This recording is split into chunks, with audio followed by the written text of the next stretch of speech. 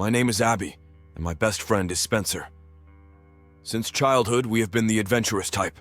We were interested in the world of mystique and crime. Our list included many horror movies and documentaries about various criminals and shady individuals. At the age of 11, at my house, we learned about the Cecil Hotel, where, as they say, many frightening things had happened. Since then, visiting this hotel became our dream, and it was a mistake. In March, our class teacher decided to take our class on a trip to Los Angeles to explore the city and take a break from studying. The hotel was chosen by our parents, but Spencer and I had our own plans for this city. Our plan was to escape from our class teacher and classmates. After a 3-hour flight from Seattle to Los Angeles, an hour later, we found ourselves standing at the doors of our dream. Upon entering, we were struck by its grand interior. We found ourselves in a vast, magnificent lobby. The ceiling, towering dozens of meters high, was adorned with massive chandeliers. The floors glistened with marble, and grand staircases spiraled upward. Despite the luxurious interior, the air was filled with dead silence, unease, and danger. The host at the reception, a gaunt man with empty eyes and long, dirty nails, handed us the keys to our room with a grim smile. "Enjoy your stay," he mumbled almost inaudibly. Spencer and I exchanged puzzled glances, but we decided not to dwell on it, attributing his strange behavior to the hotel's grim history. Our room was on the 14th floor, eliciting a nervous laugh from Spencer. "Isn't the 13th floor supposed to be unlucky?" she joked, trying to lighten the mood. When we stepped out of the elevator, seemingly endless corridors stretched before us, dimly lit and with dark wood. The smell was indescribable, as if somewhere in the wall a dead raccoon had been sealed. Entering the room, we were met with old, creaky furniture and dim lamps casting strange shadows on the walls. We laughed at how it all started, confessing that it was scary. It was 2 hours until night, and we needed to unpack quickly. Suddenly, we heard light footsteps and a child's laughter. Normally, it wouldn't have been a big deal, but all the room keys were hanging at the host's desk, and we were the only guests in the hotel. It greatly unnerved me, and I opened the door to see what was happening, catching sight of a little boy with white hair at the far end of the corridor who quickly darted to the left. The sounds quickly faded, and as I contemplated what I had seen, I looked to the right, where I saw a huge clown in a dirty costume holding a mallet. "Spencer, I just saw a damn clown looking at me," I said fearfully, after locking the door with all possible locks. "Don't pay attention to it. The hotel staff is clearly trying to scare us," Spencer replied, tucking a pillow beneath her head. For about 15 minutes, I was overwhelmed with a horrible sense of anxiety and inner danger, but seeing Spencer made me feel better. I couldn't fall asleep, staring at the locked door of the room, behind which perhaps a dismal fate awaited us. A strange sound came from outside, as if someone was scratching the glass. I approached the window, but I saw nothing except the empty street below, trash cans, puddles, and old tubs. I woke up my friend in a panic, recounting my feelings to her. Trying to fall asleep, we heard heavy steps in the corridor. The steps were approaching our door, and then suddenly stopped. I started feeling terrible. My head was spinning, and nausea was intensifying. Spencer was trying not to show that she was scared too. We held our breath, and suddenly the door burst open, and there stood the man in the terrifying clown costume with a mallet in his hand. He was dirty, as if crimson spots on his torn clothes were a decade old, and the mask on his face spoke of madness and desperation. The clown rushed towards us. Luckily, this door could be reached from the neighboring room, and my anxiety had led me to plan an escape route just in case. We frantically burst out of the room and ran down the corridor, descending the stairs, weaving through the long and gloomy corridors. My mind held nothing but the most dire thoughts. The man in the costume didn't give up. His footsteps echoed throughout the building. He hurled the hammer, trying to stop one of us, but fortunately missed. Breathing heavily and with a lack of oxygen, Spencer stumbled and fell, but I managed to help her up. We dashed into the lobby, seeing the same host with a sinister smile on his face, as though everything was meant to be, and the clown was already catching up. As we spotted the exit, we rushed to the door and burst out onto the street, not looking back. After running straight for another 3 minutes, we found ourselves several blocks away from the hotel, with no one behind us. We spent the entire night in silence, wandering the illuminated streets of Los Angeles, pondering what had happened and what could have happened. Our phones were dead, and no one uses paper maps anymore. After a few hours under the cover of the night in an unfamiliar city, we found a police station. "What happened, girls?" asked the police officer. We told him our story, and his response shocked us. "The Cecil Hotel has been closed and out of operation for several decades. Those you saw there were far from being its staff." It seemed like we had just managed to calm down, but the officer's words made us feel the horror all over again. "The hotel has had numerous grim stories associated with it. It's known as a haunt for psychopaths, so consider yourselves lucky to have escaped their clutches." The officer and I went back to the hotel, but upon arrival the door was locked, and it seemed like no one had been there for 30 years. From the look on Spencer's face, one could understand all her feelings, and the officer tried to reassure us that everything had ended well. The next morning, after an hour of safety lectures from the officer, sitting in the nearest cafe, Spencer and I could hardly believe what we had been through. "No more hotels with bad reputations and dead raccoons in the walls," said Spencer, still shaking but now with a bit of a smile. I nodded in agreement. We decided to leave our adventures in the past and never return to the sinister Cecil Hotel, remembering it for a lifetime. When we got home, by the way, we also got an earful from our parents. The summer promised to be unforgettable for me and Jessica, my best friend from school. It was the end of May, and our homeroom teacher suggested celebrating the end of the 9th grade at a camp. We were looking forward to this trip to Salem, Massachusetts. For some reason, we thought the trip would be all about freedom, and we even researched the city and its attractions online, anticipating adventures. Upon arrival at the camp with the class, we immediately wanted to go on a solo tour of the city, but our homeroom teacher shattered our plans, strictly prohibiting any walks without supervision. We were both just 16 years old. Youthful recklessness ruled us, and we decided to disobey. As evening fell and everyone else was occupied, Jessica and I cunningly slipped outside the camp borders. The city, which seemed so welcoming and interesting, became unfamiliar and ominous in the light of the setting sun after 3 hours of wandering. We strolled the streets, reveling in our freedom, until we realized we had gone too far and lost our bearings. As darkness fell, Jessica began to panic, and I felt agitated. "Seems like we have a problem. How will we get back to the camp?" my friend asked, realizing that I was also puzzled by the same question. The buses were no longer running, and the surrounding area became increasingly unfamiliar and frightening.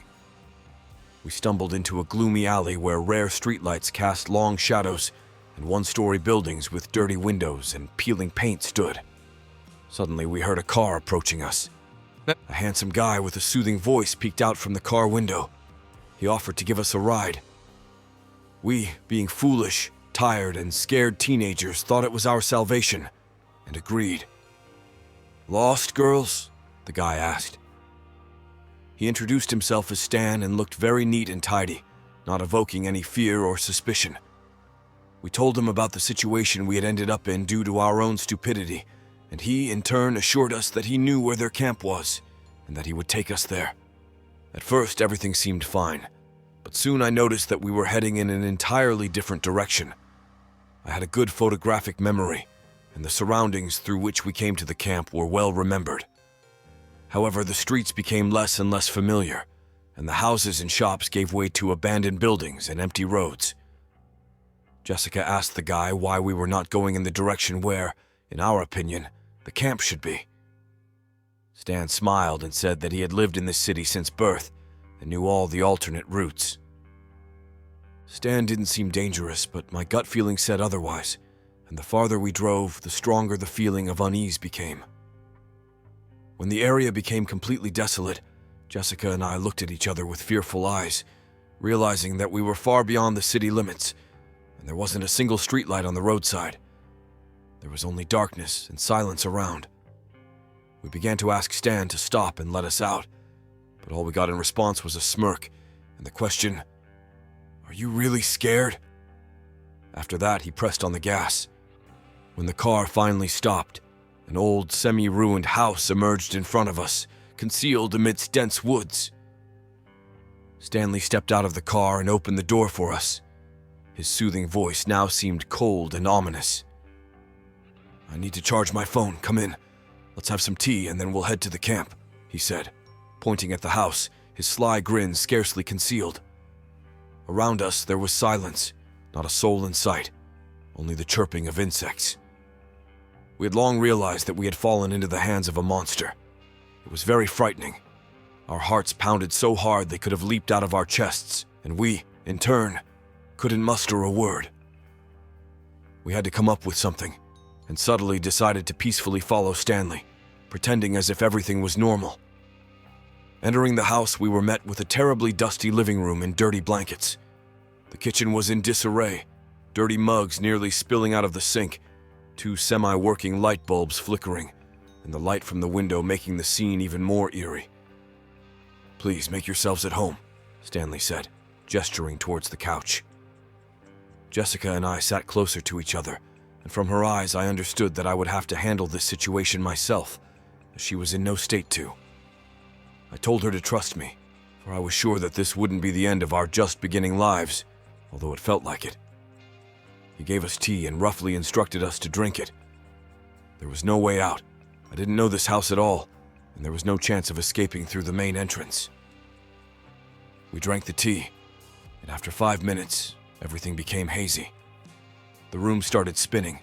Jessica collapsed on the couch seat, and the last thing I saw was Stanley, sitting across from us, laughing with a cunning and eerie tone.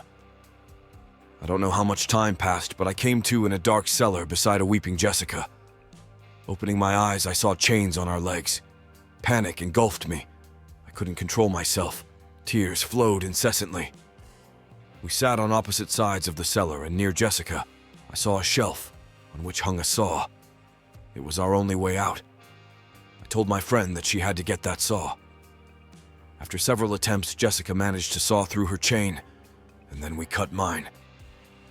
There was a small window high up on the wall, through which the moonlight barely seeped. Reaching it was incredibly difficult. The window was located very high, and we were not tall enough. Standing on Jessica's shoulders, I tried to break the glass, when suddenly we heard footsteps approaching directly towards the cellar. Time seemed to pass by in seconds. My body trembled, and my nerves were horribly strained. I struck at the glass, but it was stronger than it seemed. Suddenly, I managed to break it after all. We shattered the glass.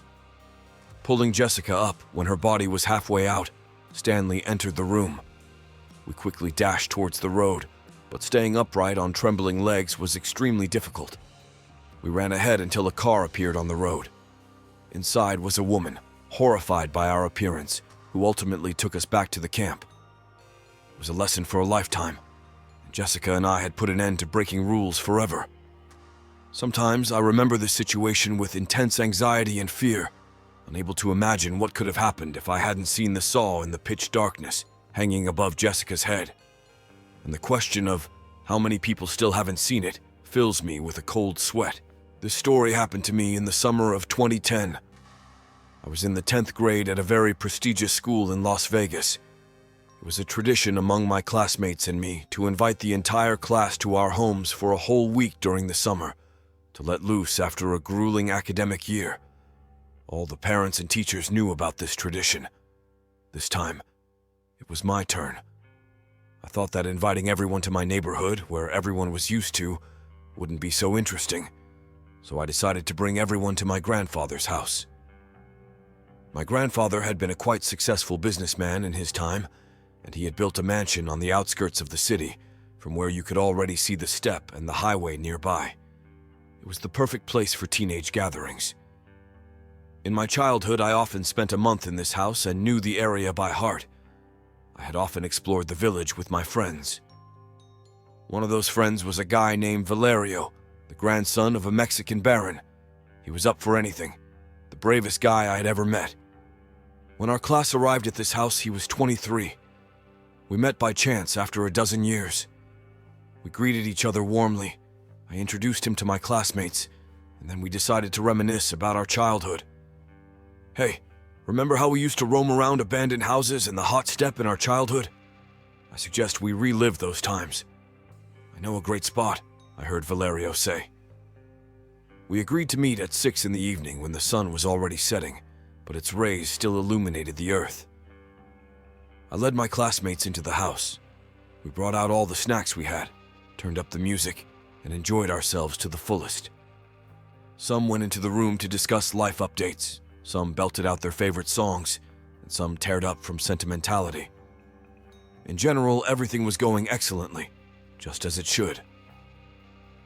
By 6 in the evening, Valerio, being older than me, was allowed to drive. We didn't drive for long, about 15 minutes. I took my best friend, Aiden, with me. We reached the outskirts of the village, and in the distance there was a lonely house. This place is amazing. I haven't been inside, but I'll tell you the story when we go in, Valerio said to me. It looked quite old and abandoned, but upon entering I didn't think so anymore. I found myself in a spacious vestibule where the high ceiling was adorned with a massive crystal chandelier. Its crystal drops created an amazing play of glints on the marble floor, which seemed endlessly deep and luxurious. Moving further into the house, I noticed that each room was unique and meticulously detailed. A study with massive bookshelves and a comfortable desk, a spacious dining room with a huge table that could accommodate dozens of guests, and a cozy kitchen. It felt like some professor or scientist had lived here, amassing a fortune through their ideas. But what was particularly strange was that the computer in one of the rooms on the second floor was switched on. Valerio, Aiden, and I decided to explore this computer, and we stumbled upon a very strange video. It was in the folder My Videos in the documents of a user named Maniac. The video was called Innocent Birds. We played it and started watching. The video lasted 10 minutes and 50 seconds, and what we saw shocked me. In this video, there were two people, a guy and a girl looking at the camera and talking about something. Their eyes were filled with fear. The sound was muted. Aiden turned up the volume, but we still couldn't hear anything. We couldn't understand what they were saying, but by their lips it was clear that they were worried about something and were afraid to speak. After a few minutes, there was sound, but instead of voices, there were some kind of disturbances. Through it, we managed to hear the guy in the video saying, "If you're watching this video, save yourself, run." For a few minutes, we listened to white noise, but at one moment, a 60-year-old man appeared on the screen. His face seemed very familiar to me. He brought a small case with various tools to the camera. There were a saw, pliers, and other items. After his sinister smile, the recording stopped. We were terrified by what we had seen in this video. The ending of the recording was clear to all. I was deeply shaken, as all the faces in this video seemed familiar to me. After spending a few minutes lost in my thoughts, the puzzle came together. The couple on the video turned out to be Meg and Paul, childhood friends who had grown up. They lived across the road from my grandfather's mansion, and the man in the video was the director of our school. I remembered how my grandfather used to tell scary stories about a certain house in this village in my childhood, but I couldn't even fathom that it was him. Telling Aiden and Valerio about this man, we couldn't believe the reality of it. We had been in danger all this time.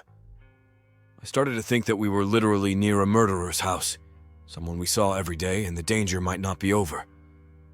Suddenly, in complete silence, we heard creaking floorboards. Our eyes nearly popped out of their sockets with fear. Aiden and I were completely engulfed by shock, and only Valerio seemed pleased about another interesting situation that could lead to terrible consequences. Suddenly, he appeared in the doorway. Mr. Patterson, who was our principal and simultaneously the author of the video we had seen. "So, here you all are. Arnie, Aiden, Valerio. So you've finally seen the video," he said. Meeting his eyes, another memory opened up for me. In my childhood, Valerio and I were lured by a man who wanted to show us cartoons. but we had run away. I recognized him by his eyes. I couldn't move from the spot, paralyzed with terror. My breathing became uneven and rapid, and a cold sweat covered my body. It felt like we were trapped, as we didn't know this house at all, and it was unclear how to escape from here through Mr. Patterson. Paranoia began to overwhelm me. I started to contemplate the tortures that awaited us in just a few minutes. To our immense relief, I saw a staircase leading downstairs through the window and realized that I could only count on Valerio. Nudging him and pointing to the window, Valerio immediately understood what to do. He grabbed a metal statue and smashed the window. Aiden and I followed him. The world around us shrank to the size of that room, and time seemed to stand still. Every second felt like an eternity. I wanted to scream, but my voice refused to obey me. Running as fast as we could, we jumped into Valerio's car and sped away, as if at the speed of light. When we arrived back home, everything we had experienced felt like a waking nightmare, from which it was impossible to awaken. I felt my whole body shaking from the horror that consumed me. Our classmates were bewildered, and after Aiden told them everything, they were all horrified. I immediately called my grandfather and told him everything that had happened. Our parents took us home, and the police took Mr. Patterson. It was the shortest but most vivid gathering we had ever had.